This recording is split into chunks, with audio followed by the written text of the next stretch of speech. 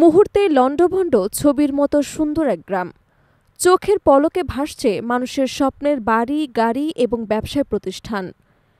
পাহাড়ি ঢল থেকে নেমে আসা পানির স্রোত এবং পাথর চাপায় নিখোঁজ হয়েছে শত শত মানুষ। যেন কোনো দানব প্রবল আক্রোশে তছনছ করেছে সবকিছু। চলতি আগস্টের শুরুতে মেঘভাঙা বৃষ্টি আর ক্লাউডবাস্টের ফলে সৃষ্ট আকস্মিক বন্যায় এমন ভয়াবহতা দেখা গেছে ভারতের উত্তরাখণ্ডের হার্শিল অঞ্চলের ধারালি গ্রামে। এর কিছুদিন পরে ক্লাউডবাস্টের কারণে জম্মু কাশ্মীর এবং পাকিস্তানের উত্তর পশ্চিমাঞ্চলে অনেক গ্রাম পানির নিচে তলিয়ে যায়। বার্তা সংস্থা রয়টার্স জানিয়েছে, ভারত এবং পাকিস্তানের এই অঞ্চলে সাম্প্রতিক ক্লাউডবাস্টে অন্তত ৫০০-র বেশি মানুষ প্রাণ হারিয়েছেন। ভারতীয় দুই অঞ্চলে মৃতের সংখ্যা প্রায় ১৫০ এবং শুধু পাকিস্তানের উত্তর পশ্চিমাঞ্চলে ৩৫০-এর বেশি। বহু মানুষ আহত হয়েছেন, সড়কপথে ক্ষতিগ্রস্ত হয়েছেন এবং পাহাড়ি ঢালে ধস হয়েছেন।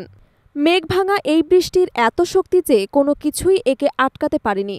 তবে বিশেষজ্ঞরা বলছেন, ক্লাউডবাস্ট মূলত তখন ঘটে যখন উষ্ণ বাতাস ঠান্ডা বায়ুর সংস্পর্শে আসে এবং ঘন মেঘের সৃষ্টি হয়। উষ্ণ বাতাস উপরের দিকে ওঠার কারণে মেঘের সঞ্চিত জলকণা বৃষ্টি হয়ে ঝরতে পারে না। জলকণা ক্রমে উপরে উঠতে থাকে এবং গরম বাতাসের সঙ্গে মিশে প্রচুর পানি মেঘের উচ্চস্তরে জমা হয়। যখন এই ঊর্ধ্বমুখী বায়ুপ্রবাহ দুর্বল হয়ে পড়ে, তখন একসাথে সজ্জিত পানি প্রবল বর্ষণাকারে নেমে আসে।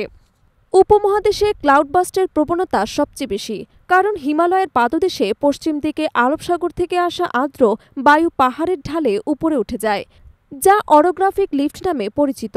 বর্ষাকাল বা আগাম মৌসুমে ভারত ও পার্শ্ববর্তী দেশগুলোতে এই ধরনের ভয়াবহ ঘটনা ঘটার সম্ভাবনা বেশি।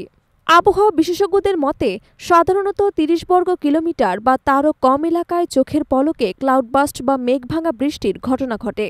অধিকাংশ ক্লাউডবাস্ট বজ্র ঝড়ের সঙ্গে সম্পর্কিত। পাহাড়ের ঢালে ঝড় বৃষ্টির প্রভাব আরও তীব্র হয়, কারণ পানির উপত্যকা এবং ছোট ছোট গিরিখাতে জমা হয়ে বিপর্যয় সৃষ্টি করে।